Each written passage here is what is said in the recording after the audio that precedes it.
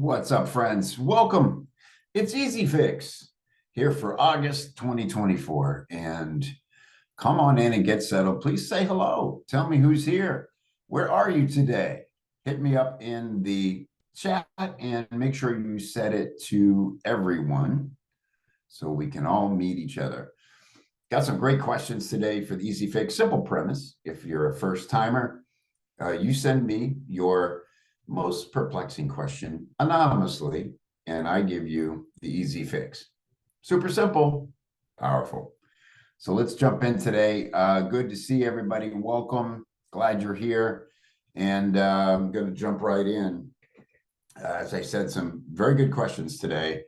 And I'm going to keep my answers as short as possible. And if we have time after that and you want to come on and talk to me, happy to do that as well. Real quick, hey, Tommy, good to see you. Manuel, great, good to see you. Yeah, I know, my helmet's, that would be a very tiny gladiator, very tiny gladiator. Great to see everybody. So I want to quickly send some congratulations to the three members of Copy Chief who had their ads chosen in our very first Copy Lab challenge. If you're not familiar, Copy Lab is where we bring in a company who is actively using direct response marketing as their revenue influencer, if you will. And we show them the funnel. They come on and they present their funnel. So we're all learning strategy, exactly what's working today. And then we isolate one piece of copy in the funnel. And then we set about writing our versions of that piece. So anybody who wants to participate, any member of Copy Chief, not only learns the strategy, but gets to take a swing at writing their version of one piece of the funnel. Super fun, super educational. We had 38 submissions from our members. And it was for a Facebook ad. And it was, again, just such a growth experience for everybody to, there's no better way to get good at copywriting than to test your instincts against other copywriters, right? There's just, call it competition, call it whatever you want. That's what it causes us to rise up, a challenge. We need a challenge to stretch ourselves, to find out what's in there, maybe lying dormant until you actually need it, right? So this is a very safe way to find that out about yourself. And of course, Copy Chief is a very friendly and supportive environment. And so there's no way to look dumb or feel dumb inside a Copy Chief. And so I mean, 38 submissions. And then Adam and Tom from White Label Comedy. You got to check them out if you're not familiar with them, whitelabelcomedy.com. What they do is really unique.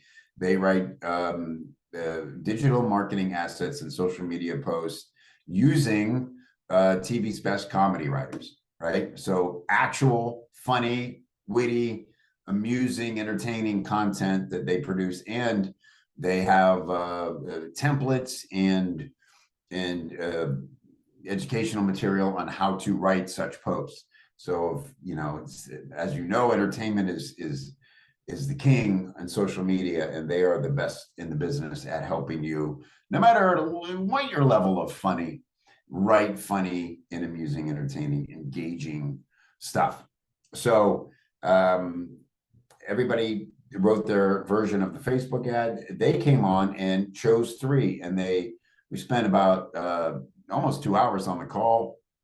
They're breaking down different ads, pointing out things that they felt were really good, but potentially off the mark. Some things that were just mistakes, and frankly, some lazy efforts.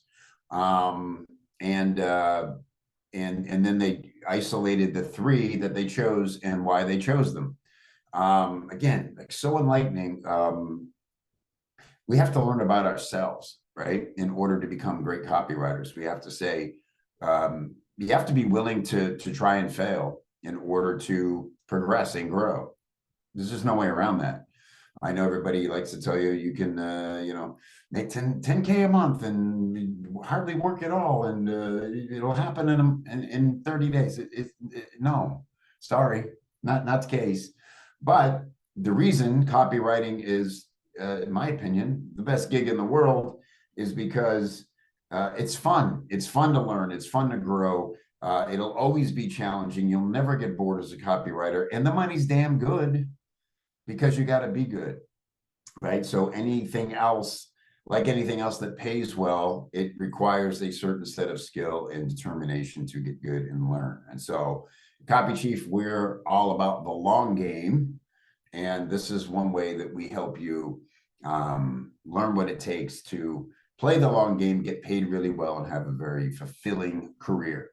So, congratulations to Dennis, Simon, and Adelina. They were the 3 chosen. Now their 3 ads will go into testing. They're currently being live. They're live. They're being tested by White Label Comedy. And in about a week, we will see the stats behind those submissions. So again, now we're all learning. We're seeing performance data, whether it was our ad or somebody else's. We're seeing what's working, why it's working. And we just don't know. That's the cool thing. That's always the case with marketing. We don't know which one will win. We could be surprised. And I want to point out that the 3 they chose were coming from very different angles, these 3 Facebook ads. The one they actually liked the most was the most like any of the other ads. It wasn't trying to be witty or funny. What it did was, ready for a shocker? This is gonna blow your mind. It told a really good story. Isn't that a shock? Story and copy, who knew? It's told it, but it was the way the story was executed. She took Adelina took one of their testimonials with the biggest number they have, but told the story in the proper context, right? It's very important to them that they're not pretending that you could use their template, write a post, and have it get 37 million views. But it is what happened with this client. And so she framed it very correctly. She wasn't making false promises. It was in line with the integrity of the promise they make. It was carefully considered. It was well executed, and very impressive. And so congratulations to all 3 of you and everybody who participated. We are all better copywriters for the effort. So if you're not a member of Copy Chief, as my friend Rob would say, what is wrong with your life? Come on. I mean, if you're in this industry and you're not inside a Copy Chief, the one place in this whole crazy world of copywriting where we have one mission, and that is to help you become a better copywriter and get paid well for being that. Copychief.com/join. And I'll tell you right now that the current price is going up in September. It's going up by about 25%. So it's $149 a month now. It is going up to $199 in September. So now's the time to join. You can lock in that price, and it'll change your life. Yeah, that's what we do. What we do, Random, we change lives. All right. So thank you, Sarada. Rob's here. What is wrong with your life? All right, let's get into it. Easy fix, your questions. Here we go. Okay. Burnout, always a big topic. We all face it at times. How do we balance this? So the question is, how do you manage feeling burnt out? I can't quit because I haven't got an FU fund. If you don't know what that is, an FU fund is a little pile of money that you keep ready. So if you need to change, or you get into a client situation that you're not digging, you feel like it's the train about to go off the rails, you can politely back out and say, you know what, decided not to continue with this job, and you've got it covered. It's a little insurance plan for yourself for unforeseen changes that you need to make, or it could go the other way. Sometimes, a retainer ends unexpectedly or whatever it is. John Carlton famously calls it the FU fund. And one some of the best advice I ever got from John, just take 10% of everything you make and put it in a fund and forget about it. And when you need money, you got a little pile sitting there, and it gives you the freedom to make the best choices for you. So again, how do you manage feeling burned out? I can't quit because I haven't got an FU fund and I need the dollars. Finding better clients, working less time for more money seems the obvious answer, but finding them is a struggle. I get it. I know everybody would say, just raise your price and maybe you can. It's always, good not to get too complacent, but you're struggling to find good clients is the real good question, the real actual question. Easy fix, join Copy Chief and participate in something like Copy Lab. I'm sorry that the first question had the best answer of that kind of serves me, but there is no better answer to that question. If you're not in Copy Chief currently, you need to get in there because a few things, like with Copy Lab, in order to work with better clients, you need to meet these better clients. You need to see how they think, what they care about, how they assess things. I mean, we had so many light bulb moments during, still happening, still live in Copy Lab. And if anybody who was there is here, say in the comments what you learned about what clients like White Label Comedy look for in their copywriters. What matters to them that you might not have expected matters to a really good client. And so the answer to your question is, look, I would say whether it's Copy Chief or somewhere else, there is nowhere else. There is nobody else in this industry who brings the clients to you and says they have a challenge for you. This is what they think about and care about, right? And it's not just in theory. We don't get in all our heads about what they might care about or might not care about. They tell you directly, and then you do your best, and then you get feedback on why it resonated or why it didn't. That is how you get in the room. The pan out version of my answer here is you got to get in the room. You got to get in the room where these conversations are taking place. If you're standing outside the room, you have no idea what's being said in the room. You got to get in the room. And the way to do that is in Copy Chief. Okay, so that's how, just going back to the core question of burnout, look, you got to know yourself. And, the truth of it is, I don't know what your business looks like. It sounds like you're just working with clients who aren't paying a whole lot, probably isn't a very fulfilling relationship. Just set a goal, like study who would be a better client for me and study their marketing, see what matters to them. What kind of stuff are they sending out and promoting and what's their campaign built like? Get on their list, go to Facebook ads library and see their ads. If they're doing things that your clients aren't asking you for, then you're not with good clients, and you probably going to find it difficult to raise your prices with those clients. But again, create an awareness, and then you'll see how to get in front of those kind of clients. And then look, set a schedule. As a creative, you've got about 4 or 5 hours a day where you can actually do productive creative work. It can be exhausting. It is exhausting. It's very taxing on your brain. Just about any creative will tell you that's about all they get in a day of actual sitting and producing quality work, 4 to 5 hours. And and then you still need an hour or two to do all the other things that are necessary to have a freelance business. You have to market yourself. You have to build your network. You have to do your books. You have to do all that stuff. So, Rob's raising his hand. I don't know why your hand's raised, Rob.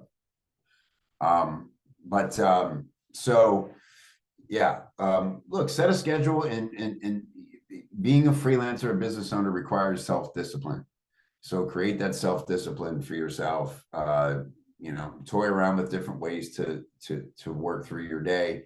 leave time for yourself to have a life and to walk away from your work, because that's when your subconscious mind ruminates and processes and actually turns all the effort you're putting in during the work hours into something more useful. So you have to allow for that, right? Okay. Next question. I'm at a dilemma whether every email I send should contain a call to action to an offer, or should I only present an offer to my email list once in a while? What are the factors I need to consider to decide which strategy I should be using so I won't appear salesy? Keyword there, salesy. Nothing wrong with being salesy. It's really about quality. If people have, I mean, there's so much that depends here. I don't like giving depends as an answer, but there's a big depends, big old diaper. There's a big depends in this one. And that is, who is this list? What do they expect from you? What expectation have you set for them when they're going to hear from you? I will say this, email is the best platform for building relationships. If you're a welcome guest in somebody's inbox, then that is huge. And yes, you don't want to mess that up, but there are a lot of people who I would consider the best in the game when it comes to having a business email list. And the one thing they all do is they provide value in every message, right? Entertainment value, tactical value, philosophical value, psychological value, case studies, like teach. People are there because they like you and they feel like you can give them something they don't have. And so you take like a Chris Orzechowski, he doesn't always have a CTA, but most of the time you take a Laura Belgray. Absolutely no email goes out from her without a CTA, ever. Same with Daniel Throssell. There will just never not be a CTA in their emails. But you open them all and you read them because you're guaranteed to be entertained and enlightened. And so you're expecting the CTA, you're fine with it. You take it or you don't, but that's the way they approach it. Me personally, I think of it as two different. I do what they do. I always look to provide value, and then I will have a CTA for an offer. But one day a week on Sundays, I made a promise to my list that on Sundays, I will have no agenda for them to do or buy anything other than to consume the message I'm sending them, right? It's a conversation, and I do a lot of storytelling, and there's always some teaching in it. And often it's very personal, and I get a ton of responses. I get more personal replies to those emails than any other one where there is a CTA. So there are different intentions and that you'll have when you sit down and write the message, but it's as much about your headspace what is your intention behind the email. If you just want to write and share and help somebody have a better day, think better about something that they might be challenged with, do that. And that's called nurture, and you're nurturing a relationship. But there is no pattern, there is no rule to it. And that word salesy is I don't know, and it's usually a detriment to think of it. I don't want to be too salesy. People will happily be pitched something that they see valuable from someone they trust. All they have to do is say no. And if they unsubscribe, then they were done with you for the moment, and that's fine. Don't worry about it. Write to the people who are plugged in, who care about what you have to say and are paying attention. Focus on your engaged subscribers, not the ones. If you're writing trying to please everyone and you look at unsubscribes as a failure, you're doing it wrong. Okay. Next. Do you believe it is worth investing in learning to become a copywriter in 2024 when AI can write copy as well as someone who's brand new to the craft? I had a little fun with this one. Guess what I did? I took your question and I asked ChatGPT to answer it, just to be cheeky. Um, you want to hear what they said? They said exactly what I would tell you. Absolutely, says ChatGPT. It's worth investing in learning copywriting. While AI can generate content, it lacks the human touch and nuanced understanding of emotions, context, and audience engagement that a skilled copywriter could bring. Oh my God, this thing's getting smart. Mastering copywriting involves developing creative strategies, storytelling skills, and the ability to connect with an audience on a personal level. These skills are invaluable and will set you apart in a market where human-centric, authentic communication is increasingly valued. Is this thing up in my brain? I mean, for real, am I ChatGPT? Apparently, because I don't know that I changed a damn word in that answer, and that's word for word the answer they gave. Okay, so if you're worried about ChatGPT making you irrelevant, the damn machine itself is telling you, don't worry about it. You have the skills and the nuance as a human that it does not possess. So there you go. What method or process or tips do I have for recommend for saving, filing, and retrieving testimonials? Simple answer, testimonial.to. That is what we use here at Copy Chief. I got it from somebody else. I want to say Eddie Schlainer maybe turned me on to it. It's fantastic. They make it super simple for people to leave you either a text or a video testimonial, and it's pretty dynamic. In the back end, you can format them anyway. You can even take your existing testimonials and put them in, and it'll format them very nicely. And then I believe you can carry a piece of code onto any page you want and display your testimonials there. So that now I will say this is a second part of that. The intention you set for the person leaving the testimonial and the direction you give them is also very critical. I can't tell you how many times somebody's offered me a testimonial, and then I say, I would love that, thank you. And then they kind of go silent. And I'm like, what the hell?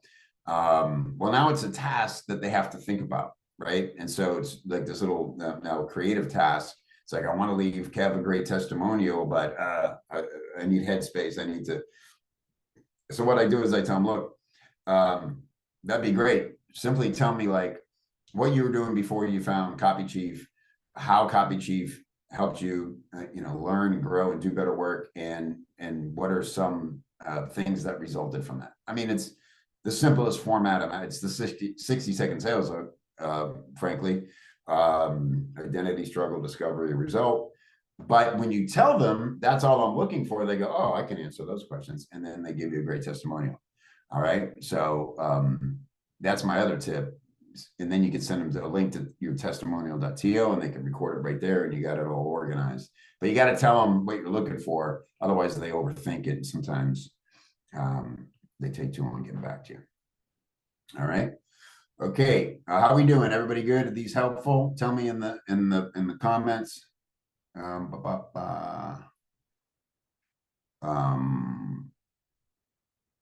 Great.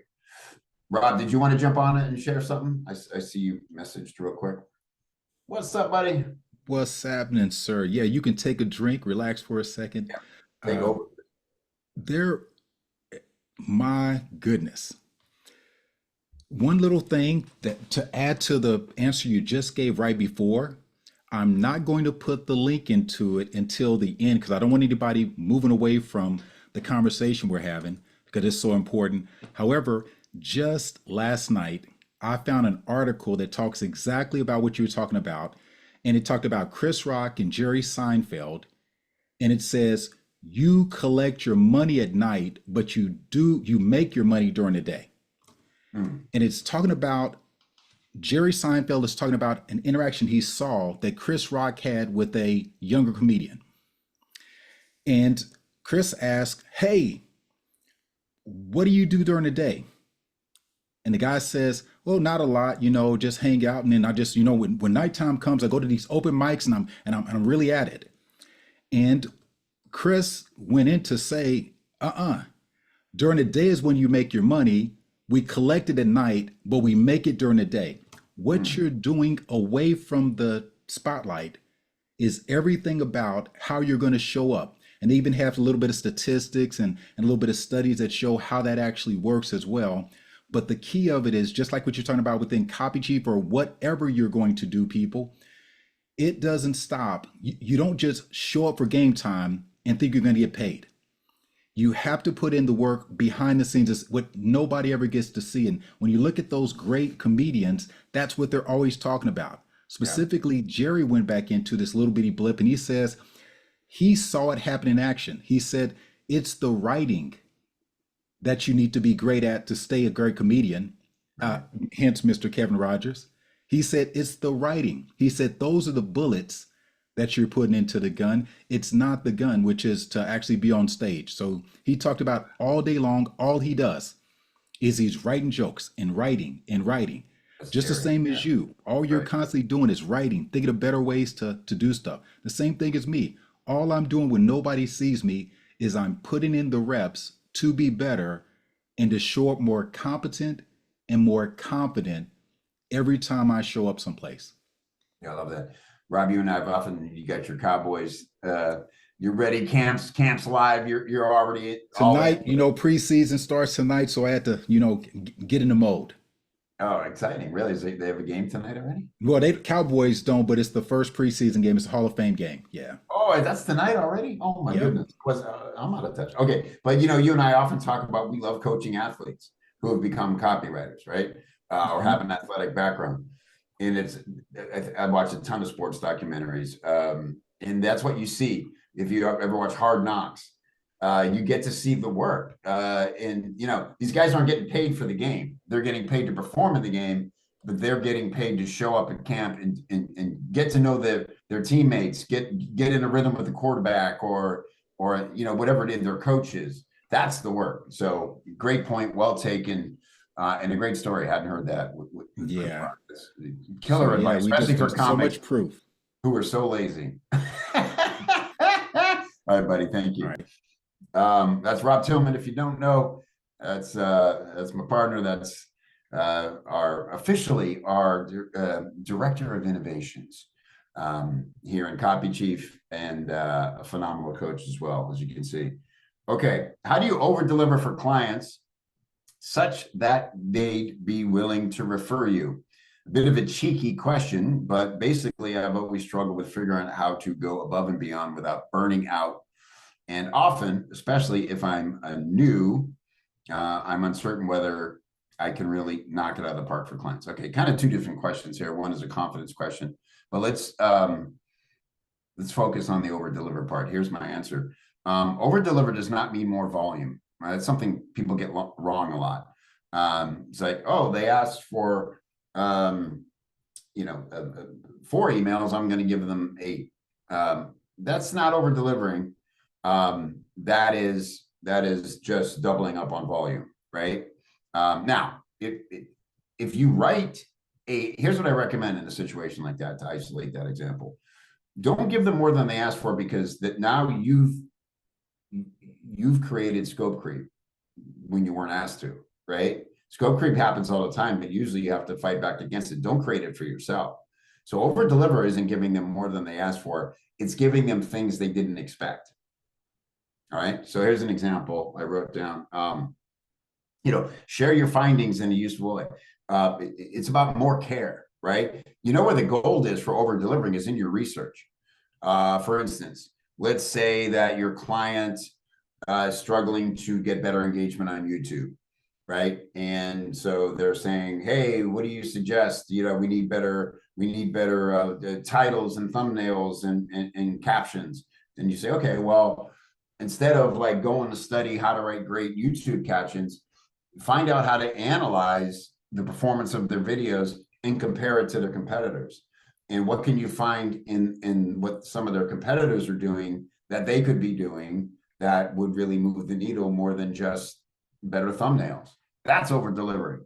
doing the thing they didn't ask you to do, but because you have a high standard for how you want to deliver your work, you did the thing they didn't even think to look at. Okay, it's just one kind of top of mind example, but that's what over deliver is. It's about, give them pieces of things you discovered because of the quality of your approach and how to serve that end goal. And that's when they will be like, wow, having this person in my life makes us a better company. Right? So it's the unexpected. I hope that helps you. Hi. Okay. So I'm a comedian turned author and coach with a 320 plus person mailing list. Could you please brainstorm some lead magnet ideas I could offer to help grow my list? Also, how would you recommend I nurture my list and how often? Okay. How often? Every time you have something worth sharing, but consistently, never less than once a week. But if you want to send something every day and it's good, do it.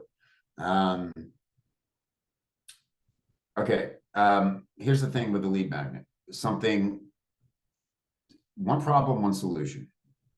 Write that down, everybody. That's a writer nanner. That is the key to a good lead magnet. People get all up in their heads about what to put in a lead magnet. A lead magnet, as we learned in Real Free Life, one of my coaching programs, lead magnets evolve from your other authority building content, right? So if you're actively doing what I'm doing right now, I'm answering your questions. I'm having to think about, I might a year ago or 6 months ago, I might have given a different answer to some of these questions, but what's relevant today, what's working? And then as I think about, or I see a pattern in the questions you're asking, I could easily come up with a lead magnet that I go, what? Over the last 3 easy fixes, this question's come up 10 times. Obviously, this is something people need help with. Here's my answer. Let me dimensionalize it. Let me add a mechanism that's name it and claim it. Like, it doesn't have to be earth-shatteringly new concept, but make it yours by explaining it through your unique lens. And so one problem, one solution, Mr. Comedian. So you're an author, you're in conversations with your readers, you're hearing back from them. What do they find most useful in your teachings? Isolate that one thing, create a formula for it, and make that the lead magnet. And then here's the key. Make it super easy for them.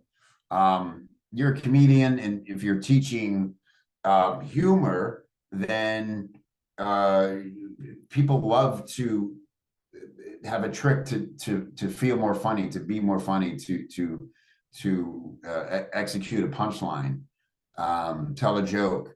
So give them a little challenge, make it fill in the blank easy, and then ask them to send you their version, because now you're going to learn about how they're using it and what else trips them up and what else they need around it. And that's going to lead to either a better or the next lead magnet. Okay. So it always comes down to dialogue. Give people a simple win, take away all the friction to them wanting to just jump in and do it, ask to see how they did, give them a little coaching, and then it evolves from there. We have to be in this conversation with the people we want to serve in order to be a better servant for them. Okay, hope that helps. What is something that's not well known now? I love this question. What is something that's not well known now and would be great to learn or skill stack with copywriting for the future?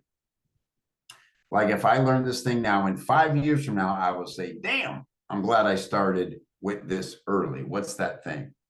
This is a great question. And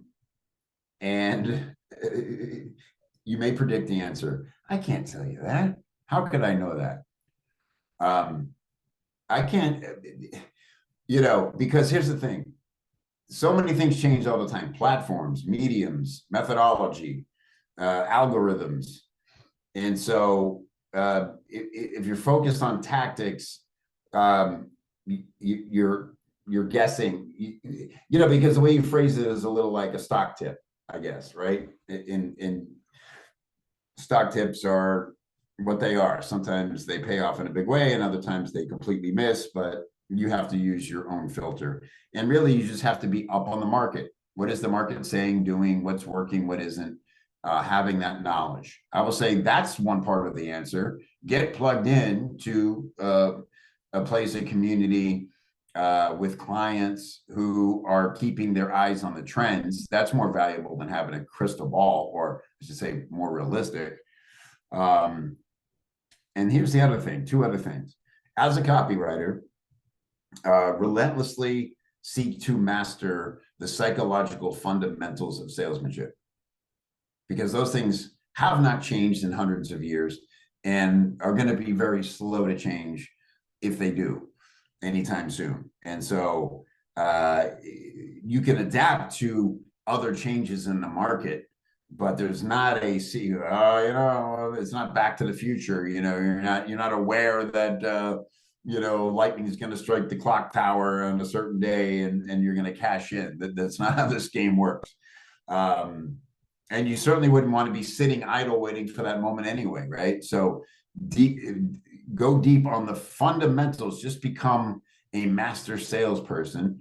Obviously, continue developing your writing skills along with that. And the other thing that I can promise you, 5 years from now, will be the thing you say, damn, I'm glad I put focus towards that, is your network. It's people and relationships. That's another thing that will keep you plugged in and keep you safe from changes. Make friends, nurture friendships, delight people with little thoughtful things. It's just a text message or a picture of something that reminds them of a time you had a laugh together. It takes so little effort to nurture a network. And man, I'm absolutely, it's true. Your network is your net worth. And so forget the crystal balls, forget the thing in fight. It's your network, and it is your skill development and the fundamentals of the things that won't change very soon. All right, hope that's helpful. Okay. Yeah. Okay, here we go. Client issues. I took on a client that feels like a bad fit. The niche is unfamiliar to me and difficult to wrap my head around, and the client gives very little guidance or input.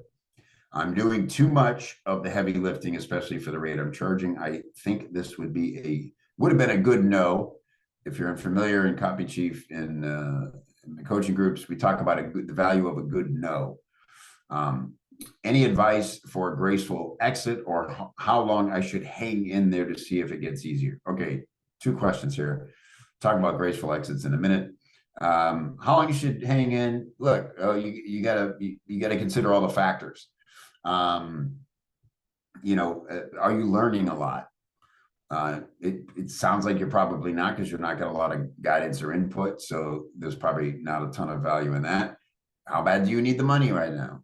Sometimes we hang in because we don't want to, unless you're being abused and your time is so sucked dry through this client that you can't do anything else.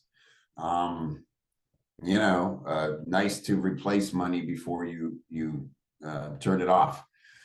So you have to factor in all these things for you, and that's why it's a personal answer for you, how long you should hang in. There is something also to going in and having faith that this is weighing me down. I'm going to cut it out of my life, and I'm going to allow myself to move more lightly towards the future, so I'm not bogged down. There's something to that as well, but you have to factor all that in. Graceful exit, simple. A graceful exit is one where you offer to facilitate a replacement to ease the transition. That's one of the great thing we can do. We don't have to over explain or come from a place of guilt or regret that you're ending a contract. It's a contract. I don't know how many times I've had people fret over this. So how do I word it? What do I say? They're all worried about them, and like the day before they were going to send that message, like the client cancels the contract. It's like you would have done both of you a favor 2 weeks ago if you would have just ended this, you know? So don't overthink it. Be direct, be clear, thank them for the relationship and say, my goal is to make this as easy a transition for you as I can. I'm happy to recommend other copywriters who may be a great fit to do what I'm doing. I'm happy to stay on for a couple of weeks at the same rate to help guide them into the role. Things like that. That's a graceful exit. And if they say no, just get out of here, we're done with you. Okay, well, good luck, and you're done.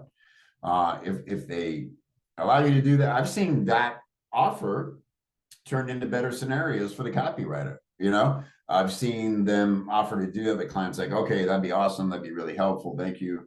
And they bring in another copywriter, and then they end up staying on as a chief. So now they actually love the gig that they hated because somebody else is better suited for that part of it, but they're just doing the parts they wanted to do anyway. Right? That's a graceful exit. I'm here to help you make this better. Here's some suggestions. Tell me what else would be helpful. They take it or leave it, but when they take it, that's how you're going to end up having them, somebody who would refer you and brag about you and potentially keep paying you.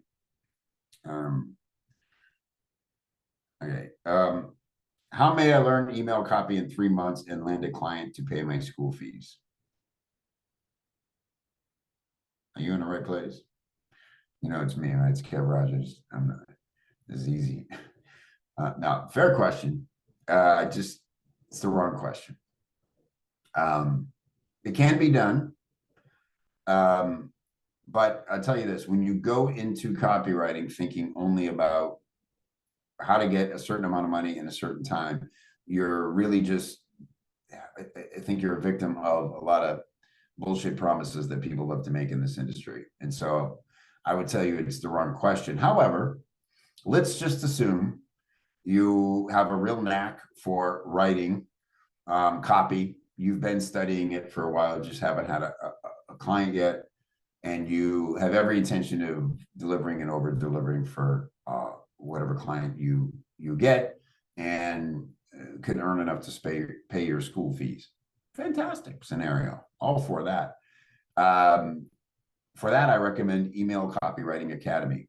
That is our course with Chris Orzechowski. And it is by far the most thorough, educational course there is on how to write what clients need with email. And there's a lot of great stuff in there about how to find and land great clients. So copychief.com/ECA. Absolutely your fastest path to that goal. But don't think of it transactionally, think of it in value. Yeah, this was Tommy who's here. I answered this privately, but there's not a separate version of Copy Chief for business owners. The whole point of Copy Chief is that we all get to be in a room together, the business owners and the copywriters, so we can help each other and learn from each other. So with Mario's needs, simply go to the job form and describe what it is, and ask people to DM you if they feel like they're qualified to do the work, and then negotiate price from there. All right, that's how the community works. Tommy, you know this. Okay, what is the fastest way for a non-native speaker to be fluent at writing sales copy? Here's my answer. Write it raw, and then use programs like Hemingway app or in ChatGPT to help you correct deficiencies in language. I'm still a little surprised when I see, clearly non-native English. Like, I receive emails all the time from would-be copywriters who are really struggling with English as a second language. I don't mock this. I respect that. If you ask me to go enter the, Portuguese market, the Brazilian market, as a copywriter, I'd find any other line of work I could before I try to tackle Portuguese or even Spanish, or, and so I respect that people make this effort. But, I'm always surprised when the communication is so fraught with, mistakes in the language, because there's so much access to tools that can help you correct it now. From Google Translate to, again, ChatGPT. I haven't tried it with ChatGPT, but I'm guessing it could really help you. By the way, I don't know if you've seen, I have a love affair with ChatGPT. I'm not gonna lie to you. I don't use it to write anything. I don't want it in my writing process, but it is a good friend to have. It has a new voice feature where now you can ask it questions. You can even, sort of like Siri, you can choose a voice and it'll talk the answer back to you.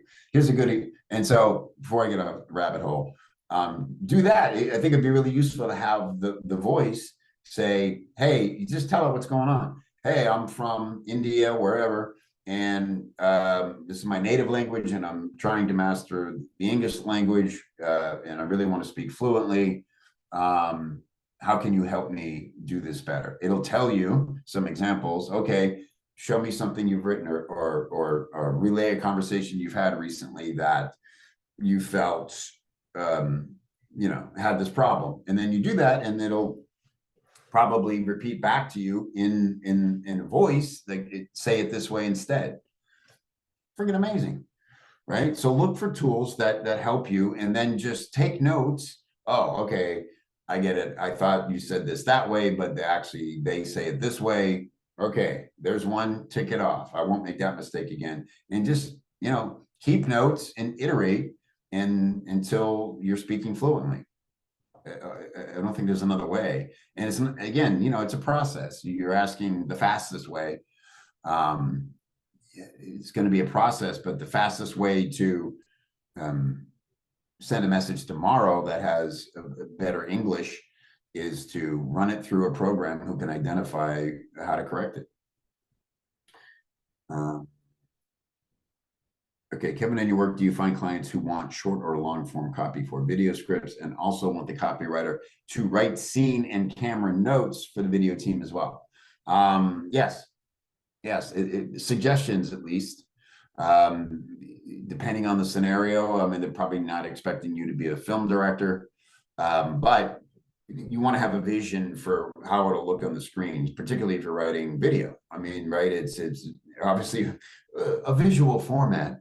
And so, however you develop this in your mind, you might want to start with the raw idea and not worry about camera angles or graphics or things right out of the gate, but then let that be the second layer to how you think about it. It's like, how would this be best executed, and take notes. There's even the simple format for video. It's just 2 columns on a Google Doc, and the dialogue is on the left, and then screen instructions are on the right. So it's like, here's the dialogue, and then you just describe on the right side, this is what should be on screens. Title screen should say this. This is a head and shoulder shot of the person speaking. At this point, we're going to cut away to some B-roll and show this. They'll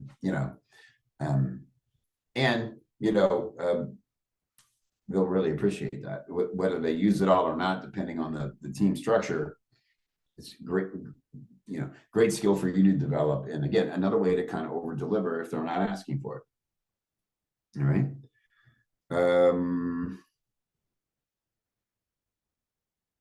It's interesting.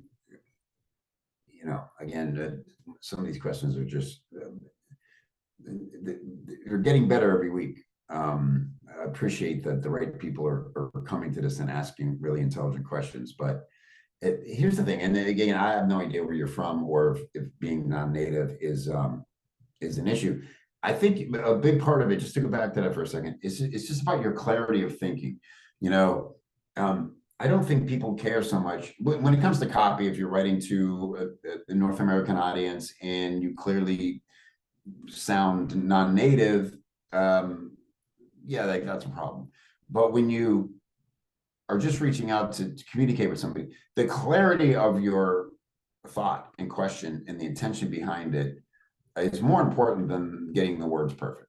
You know, you can introduce yourself to somebody and say, "Hey, I'm not native, and but I have this question, and so forgive me if any of the wording's not perfect, but I'm really interested in your answer." Okay, well now, great. We've established that just as if we met at a conference. I could, you know, hear immediately talking to you that English is probably not your first language, but all I care about is the moment we're having and the dialogue we're about to share. I'm not, you know what I mean? So do your best to recreate that scenario, give some context, and then ask a good question, like very clearly. That's what matters. It's clarity of thinking. What's going on in your brain? I promise you, if you're having really great ideas and showing some abilities that are better than native English speakers, they're going to look past any language barriers in a second to get more of what you have, if it's like super valuable, right? So let's not get hung up on getting words perfect in dialogue with a client. You know, maybe you're an idea person and you bring amazing ideas, and they have other copywriters to get the words perfect. Like it's not, as I always say, you know, in copywriting, words are like your fourth job. All right, we get ideas, we get sales, psychology, and then words. Like you have to execute those ideas, but if you don't have great ideas and you haven't developed strategic thinking about how to execute a sale and the psychology of your buyer, who cares about the words? Like no one's going to ask you for words if you're not doing those other things. We're not getting paid to wordsmith. We're getting paid to bring a strong voice, you know, to messaging. Yeah. Okay. Is there an easy way to warm up a cold audience? I wouldn't call it an easy way, but there are certainly very effective ways. And again, different approaches for different platforms. But the goal is always to get them onto your email list. Just know that, right? It's very hard to sell directly from a social media platform. And so if you're talking about an audience on social media, make sure you're giving them tons of value that lead them to your email list, because that's where you can have deeper conversations with them. And then I would say consistency. You've got to be consistent. It is your job to establish yourself as a source for them on your topic. Solve problems for them. You know, if you don't have an audience yet and they're not asking you questions because they don't know who you are yet, go find out what questions they're asking to other experts and go in and then answer them your way. And you don't have, you know, so solve problems and do it consistently is the best way to really grow an audience. All right. Okay. I'm not sure about that question. I was asking about keeping it simple. Yeah, I mean, simple is always better. And again, clarity of thought. A confused mind takes no action. So simple is always, yes, going to be the answer. Okay. I think that is it. I think we covered everything. And look at this, 5 minutes to go. Was this helpful? Please tell me in the comments. Was this helpful to you? Golden Nuggets. Maya says gold. Thank you, Maya. Would anybody like to come on and ask Papa Kev a question on camera? And I am at a point in my life where I'm talking about myself in third person, so be warned.